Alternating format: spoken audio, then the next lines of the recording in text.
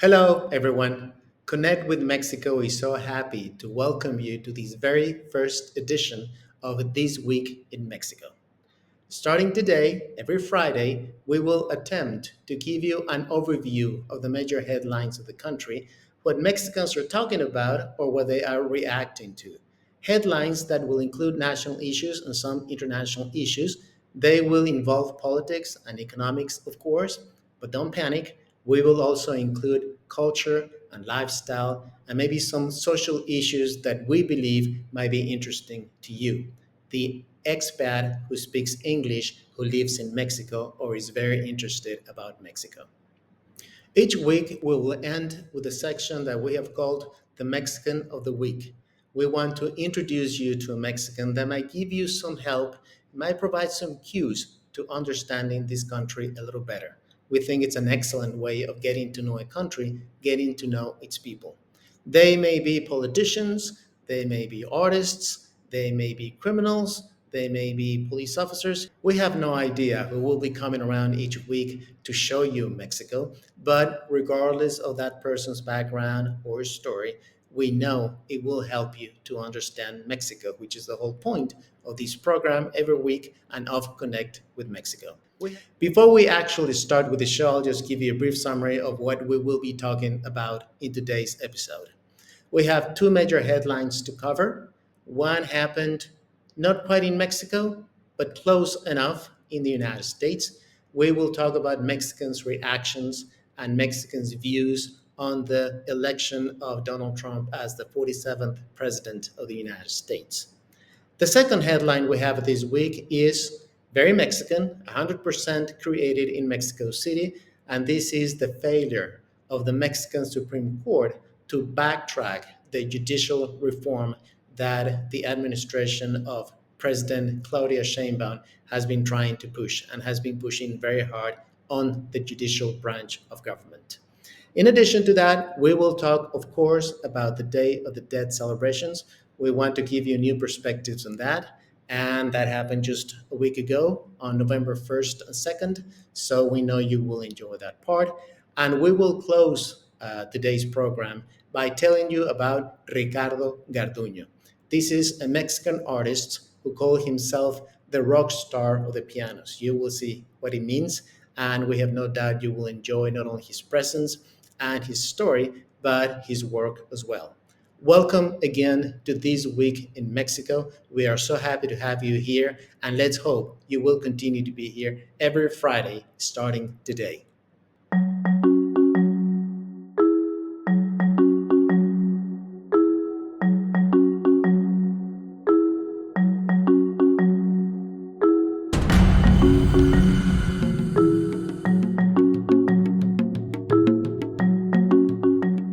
Welcome back to the program. You know, the headlines this week are two major headlines. We have a saying in Spanish that goes something like, En martes, ni te cases, ni te embarques.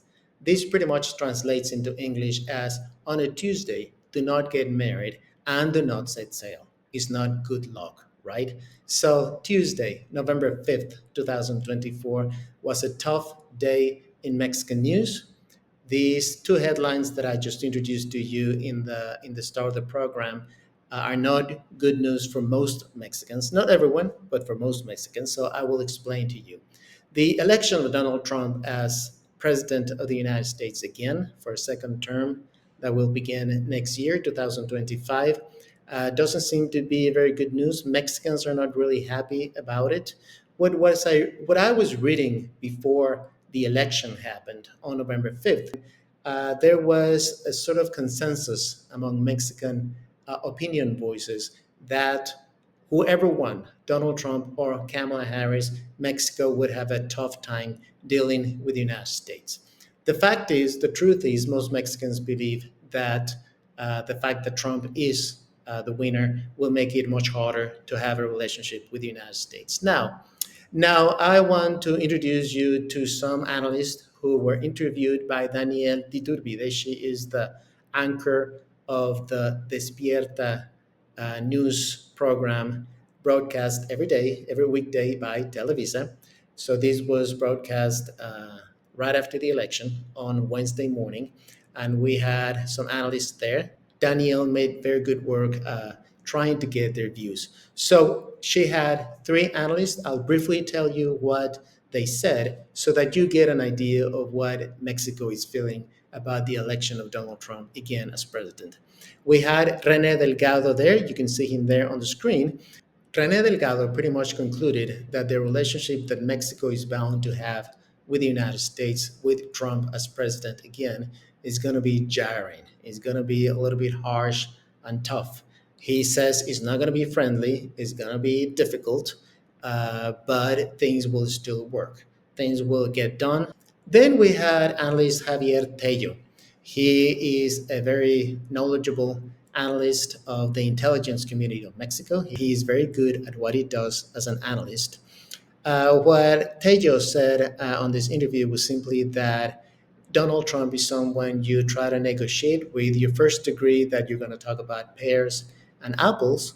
So you come to the meeting with your pears and apples ready to discuss. And Donald Trump is someone who bursts in with a watermelon in his hands. He puts it on, slams it on the table, and says, "This is what we're going to talk about."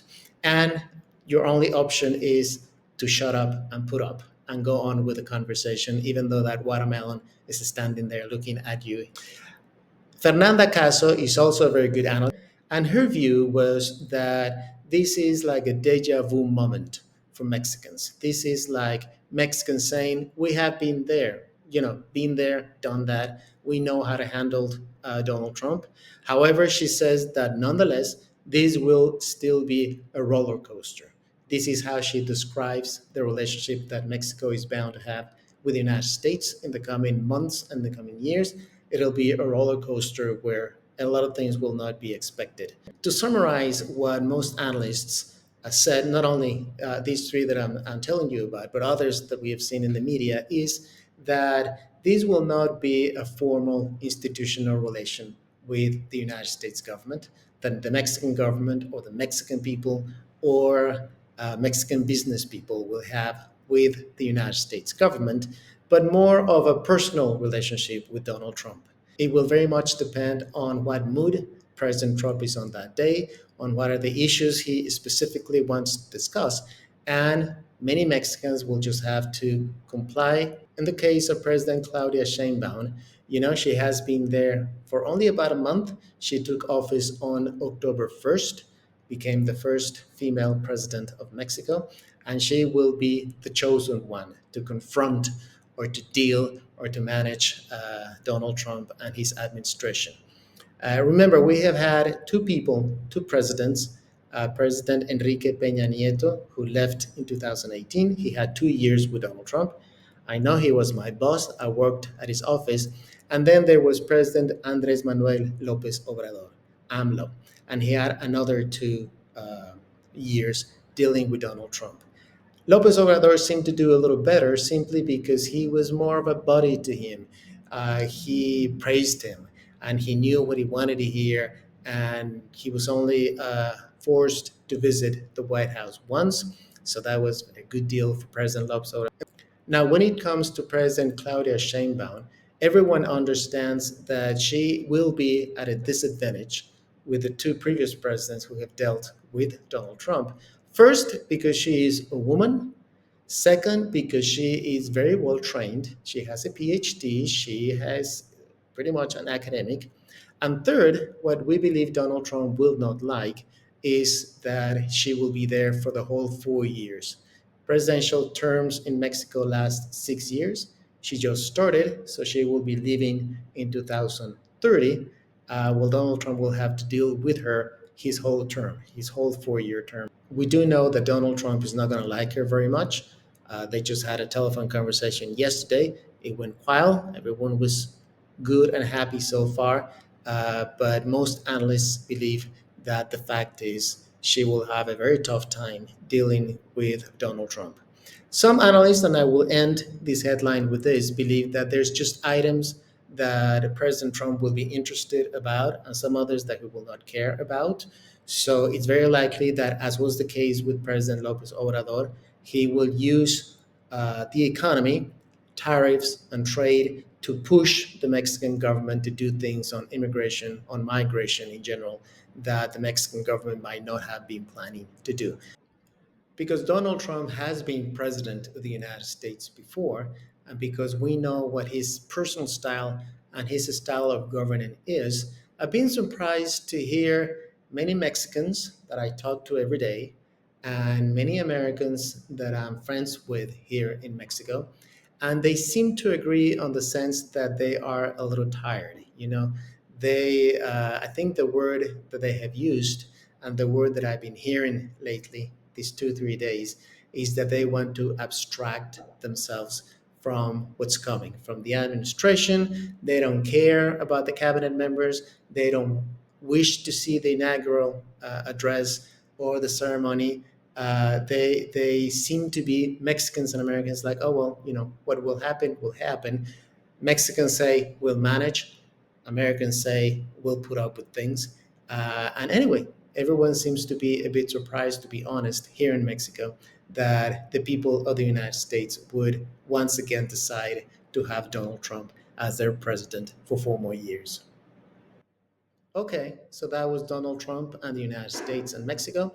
Let's move to the Mexican headline of the Supreme Court being unable to backtrack, to oppose, to legally say that it is not constitutional to change the judicial system the way this administration, starting with President Lopez Obrador only last September, but now being pushed by President Sheinbaum. This reform has to do with judges and magistrates and the justices of the Supreme Court being elected by the people. This is what the judicial reform consists of.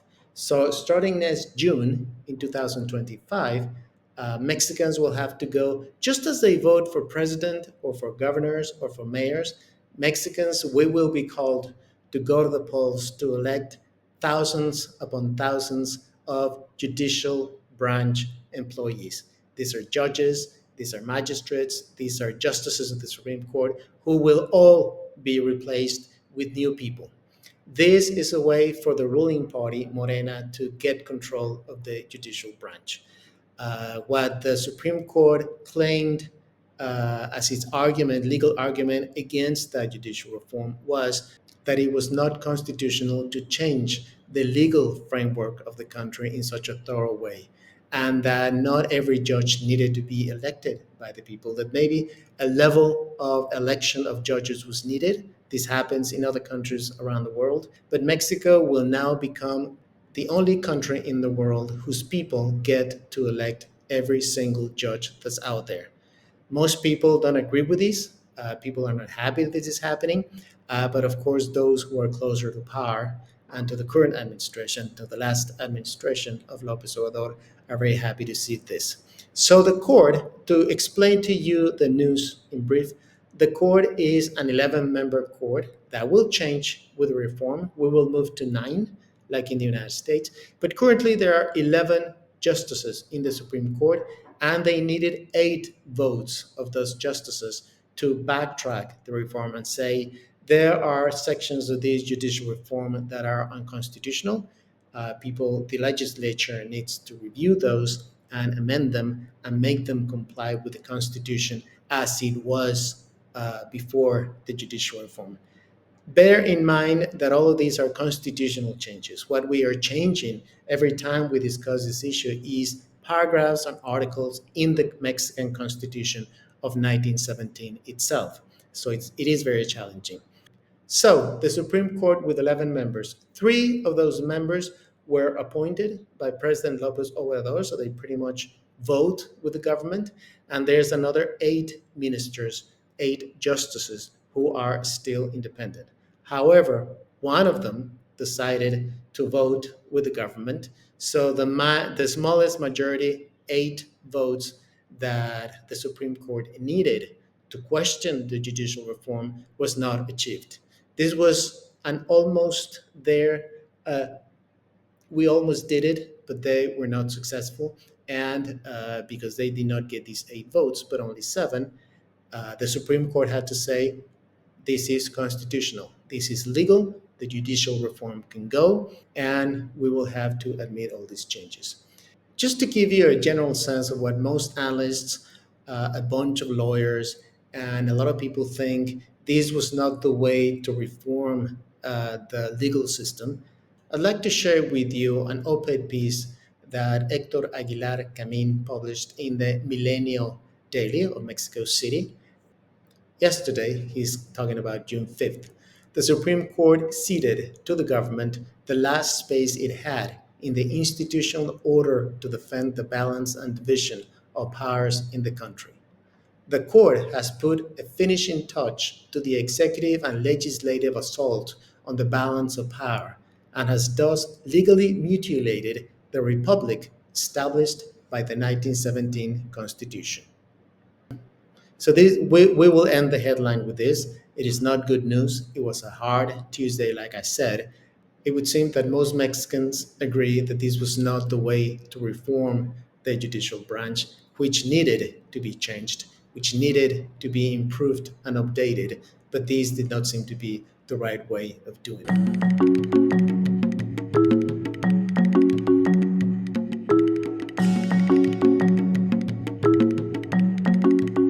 In today's arts and lifestyle section, we want you to see a little bit of the Day of the Dead that was celebrated a week ago on November 1st and 2nd here in Mexico. This is a time that not only Mexicans, but many people from around the world come to celebrate with Mexicans. We were tempted just to show you the big Catrinas and the big parade in Mexico City, but we get a feeling that will be easy enough for you to find. So we opted to share with you two things. One is the interview that a sociologist gives to he gives an interview in which he claims that 94% of Mexicans now prefer to celebrate Day of the Dead as opposed to Halloween. Most people say Halloween is a foreign affair. It's something that's been imposed on us, and there seems to be some reality about that. You will be really surprised at why it is, or what made Mexicans decide that they wanted to stick with El Día de los Muertos, the Day of the Dead, as opposed to Halloween. Semanas o dos momentos a lo largo del año que los mexicanos nos sentimos más mexicanos. Lo primero es el 15 de septiembre, alrededor de las fiestas de independencia, y la segunda tiene que ver con el Día de Muertos. De acuerdo. Y en Día de Muertos nosotros hicimos este estudio ahora, preguntamos ¿qué festejas más o qué le das más importancia? ¿Halloween o Día de Muertos? Porque si recordaran las últimas décadas, yo creo que Halloween había resurgido por toda la facilidad de los accesos que tenemos a disfraces. Toda la parafernalia de Halloween, sí. Y además a mí me han invitado, no sé ustedes, pero tengo un amigo que hace la fiesta del año haciendo Halloween con disfraces y mucha producción. Entonces creo que venía ganando tema, pero a partir de la película de Coco desbancó Halloween. Y hoy la respuesta que tienen la gente que entrevistamos es que el 94% de las personas este año, al menos prefiere el Día de Muertos. Prefiere Día de Muertos que Halloween.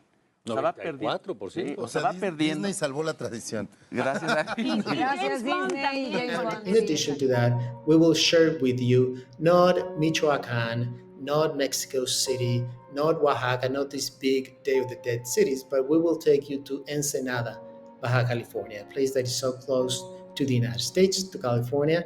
And I'll just show you a little bit of music and a little bit of the way that people celebrate. There's not going to be any words there. We just want you to get a feeling of what a local celebration of the Day of the Dead is like.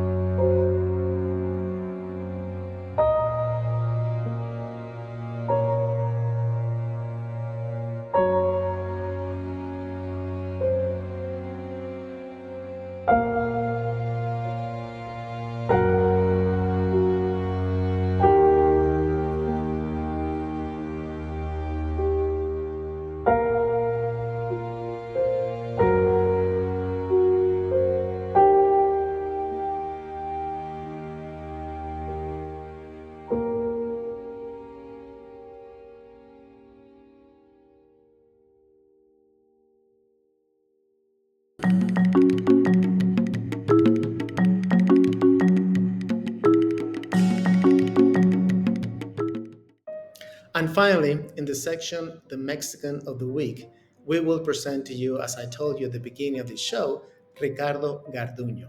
Ricardo Garduño says in this piece by the Millennial newspaper, I am a super rock star. I do exotic piano interventions. My art is to make super crazy pieces, and when I exhibit them, I design shows with video mapping and develop different atmospheres. Now I prepare the simulation like a dream, and it practically represents the mind. Ricardo Garduño continues saying that my job is basically making pianos for museums and famous people. We are making a piano for Shakira, and next year I will make one for Lady Gaga.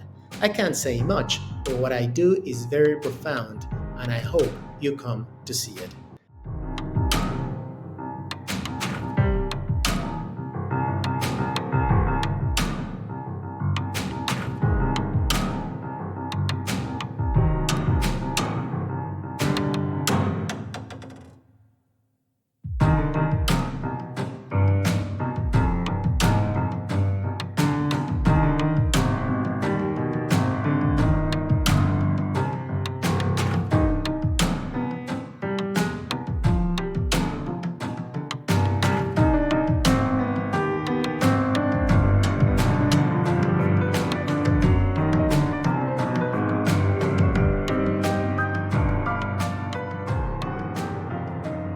It was a real treat having you here in this very first edition of This Week in Mexico. We hope you liked what you saw, we hope you enjoyed what you heard, and that the information was useful and interesting. Be sure to comment on our different social media websites, on our official website of connectwithmexico.com. Be sure to visit that website where you will find courses and useful information and a lot of other things that will help you to better understand Mexico.